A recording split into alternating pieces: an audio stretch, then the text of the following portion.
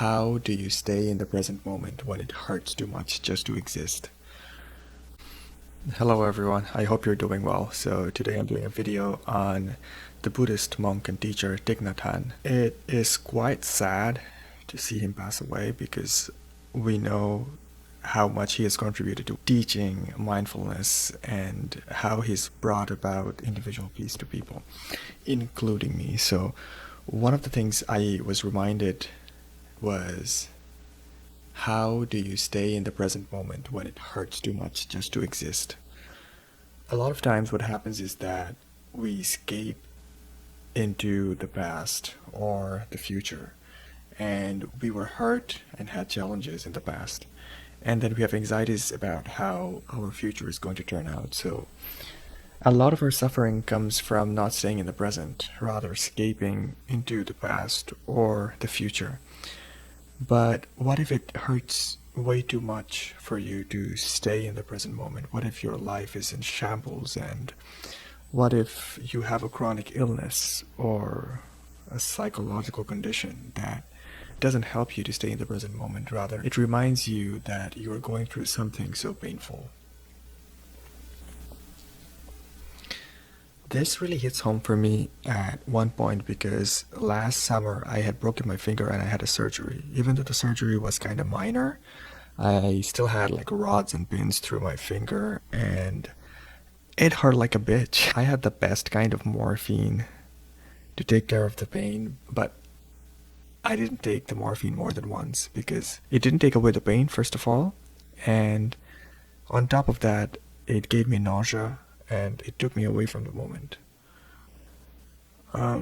So one of the things is that suffering and pain has a big transformative quality to it, but still we have to hold that space so that the suffering and the pain can exist in the moment.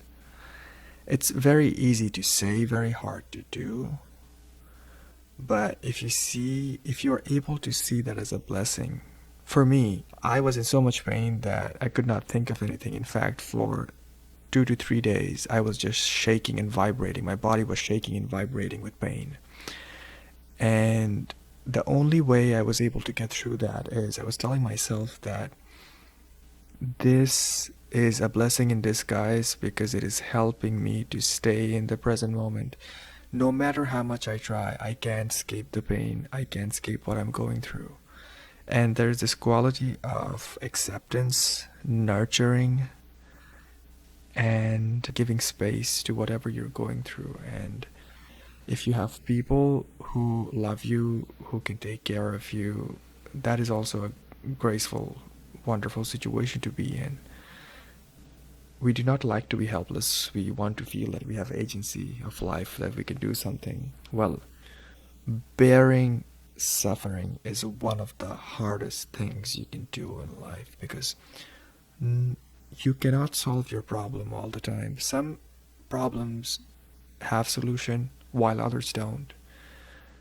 So there's the saying that God give me the strength to change what I can and to accept what I cannot, and give me the wisdom that I can differentiate between the two. So whatever we can change, we will take action to change that, but whatever we can't change, we will find the strength to bear it. That is agency for us. Agency does not always mean changing your situation, changing your inner state. Sometimes it means, do you have the strength and the courage and the resilience and whatever it takes to hold and give space to whatever the present brings to you.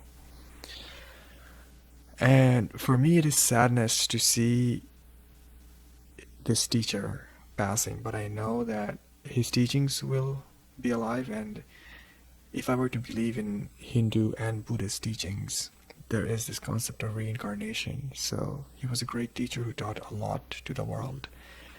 And if his spirit feels that he needs to come back, maybe he will. But I am not a man of belief, nor I am a man of reason. I just go by whatever feels like common sense, whatever has an intuitive sense to me, and whatever my experience tells me would be probably right.